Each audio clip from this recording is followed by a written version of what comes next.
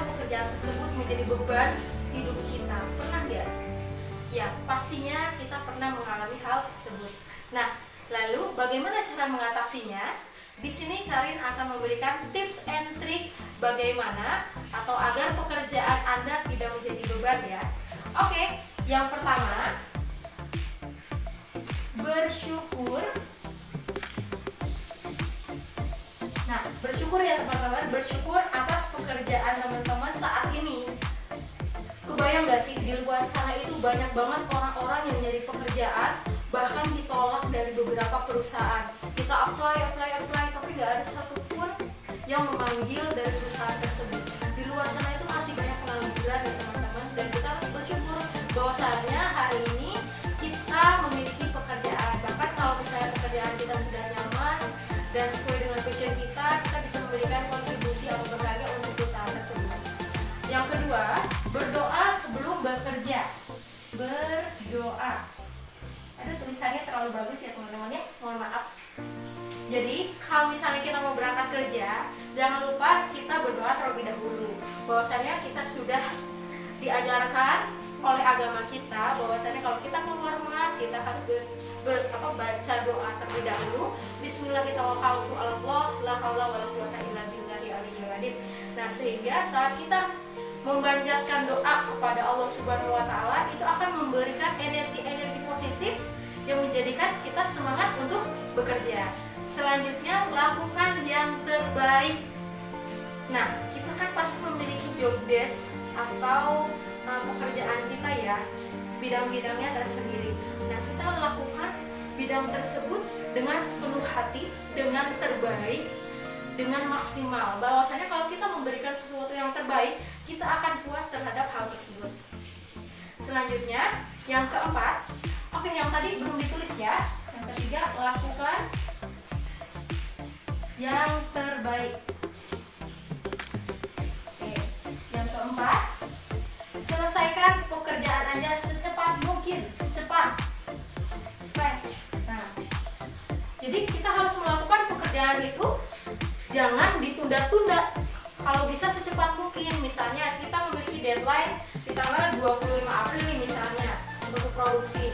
Nah, kalau bisa kita selesai atau finish produksi tersebut di tanggal 20 lah atau 21, sehingga ada rentang waktu kita untuk mengevaluasi produk kita tersebut. Jadi kita bisa melihat finishingnya bagaimana, apakah produksi tersebut bagus atau layak tidak untuk diberikan kepada klien.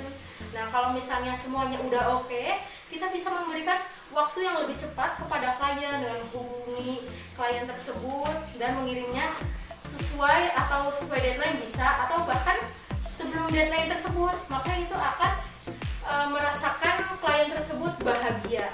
Biasanya seperti itu. Selanjutnya, ingat sasaran karir Anda. Yang kelima, karir.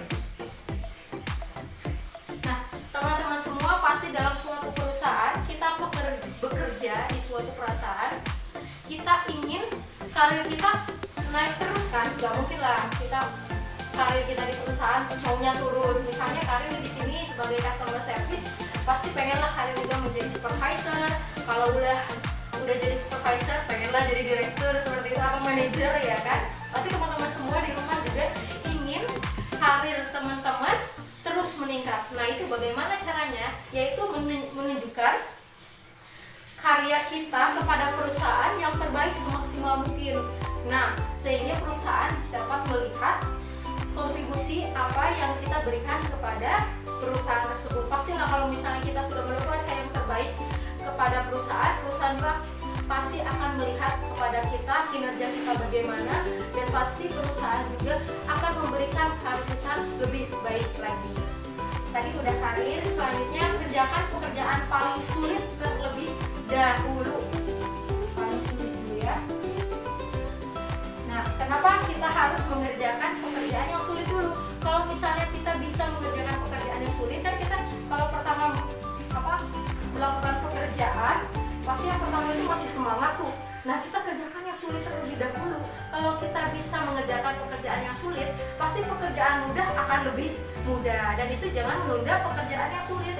Nah, kalau misalnya kita mengerjakan pekerjaan yang mudah dulu, mungkin bisa-bisa aja. Tapi karena kita kita berpikirannya pekerjaan yang sulit itu sulit, maka carikan saja, ujung-ujungnya malah keteteran. Nah itu jangan ya. Jadi usahakan pekerjaan yang sulit itu didahulukan. Selanjutnya yang ketujuh, ingat keluarga. Nah, kalau buat teman-teman yang sudah menikah, yang sudah punya anak, yang banyak kebutuhannya untuk keluarga, membeli inilah, itulah, bayar listrik, beli beras dan sebagainya, kita harus ingat kepada hal tersebut. Kita bahwasanya kita memiliki kebutuhan-kebutuhan yang harus dipenuhi. Dan ingat keluarga, bahwasanya ibu bapak sudah memperjuangkan kita, bisa membiayai kita sekolah sampai kita bisa bekerja saat ini. Nah, itu bisa menjadikan kita motivasi terbesar dalam pekerjaan. Jadi ingat keluarga di rumah selalu mendukung, mensupport kita, menunggu kita saat pulang kerja. Itu menjadikan semangat kita untuk bekerja. Lalu yang ke-8, mencicil pekerjaan besar.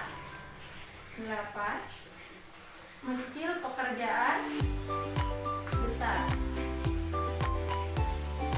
Nah, pasti dalam pekerjaan kita itu ada target-target yang besar, yang sehingga pikiran kita itu merasakan, aduh ini susah banget sih buat dilakuin, aduh ini kayaknya nggak bisa deh buat aku lakuin untuk tahun ini, untuk bulan ini. Yakinlah, semua apapun target yang diberikan perusahaan itu sudah ada ukurannya. Kita itu bisa karena terbiasa, bisa karena kita mau atau tidak. Nah seperti itu. Mencicil pekerjaan yang besar itu, misalnya kita setiap harinya memiliki daily activity. Jadi kita tahu apa yang harus kita kerjakan tiap harinya. Misalnya hari Senin saya akan mengerjakan target A sampai A. Hari Selasa saya akan mengerjakan target B, C, D dan sebagainya setiap hari. Jadi kita memiliki daily activity. Jadi kita tahu tujuan kita bisa mencicil target kita, bisa mencicil pekerjaan besar kita. Jadi selama target itu besar atau susah, kalau misalnya kita lakukan, dicicil, itu bisa memudahkan kita. Selanjutnya yang ke-9, bekerja dengan hati yang ikhlas. Nah, kalau kita bekerja, kita harus memiliki hati yang bersih, hati yang ikhlas. Sebelumnya kan sudah dijelaskan oleh rekan kerja saya atau rekan kerja kita, bahwasannya kita harus memiliki hati yang ikhlas, hati yang bersih. Kalau misalnya hati kita sudah ikhlas, maka akan naik ke atas kita, ke kepala kita, ke pikiran kita, bahwasannya ada sinkronisasi antara hati dengan pikiran. Kalau hati kita sudah ikhlas, sudah nyaman, bahwa nanti pikiran kita juga akan ikut positif atas pekerjaan apa yang ditugaskan oleh perusahaan. Jadi bukan menjadi beban, kita harus ikhlas dalam bekerja tersebut. Dan ingat bahwasannya kita bekerja adalah ibadah. Jadi teman-teman, niatkan dalam hati teman-teman bahwasannya bekerja itu kita untuk ibadah, bukan semata-mata untuk duniawi saja, tapi untuk bekal kita di akhirat. Jadi setidaknya kita di dunia mendapatkan berkahnya, di akhirat kita mendapatkan ridhonya, seperti itu.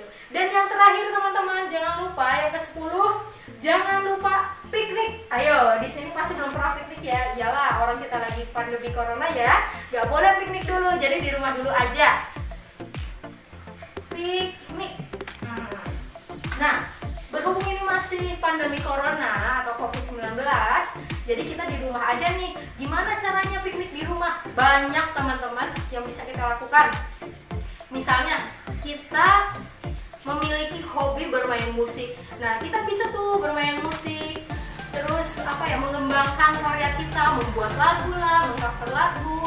Terus di-upload di YouTube menjadi trending, kan itu bisa bermanfaat. Atau teman-teman suka masak, bisa juga masak, mengeksplorasi masakan teman-teman, lalu dikirim ke YouTube lagi, bisa terkenal. Semuanya tuh bisa ya teman-teman, bisa dilakukan dari rumah, bisa olahraga di rumah, bisa beres-beres di rumah. Jadi piknik tuh gak harus kita berlibur ke suatu tempat, tapi berpikiran positif di rumah itu juga bisa dilakukan ya teman-teman. Jadi yang penting hati kita dulu harus happy, harus enjoy, seperti itu. Oke teman-teman, itu Itu aja sih dari Karin. Semoga video ini dapat bermanfaat buat teman-teman semua. Dan pastinya kita berdoa bersama-sama agar di Indonesia dan di seluruh dunia bahwasannya virus corona ini cepat pergi dan cepat selesai dan kita bisa melakukan aktivitas kembali. Dan itu aja sih teman-teman. Makasih ya teman-teman. Selamat pagi semuanya. Mohon maaf apabila ada kesalahan dalam tutur kata.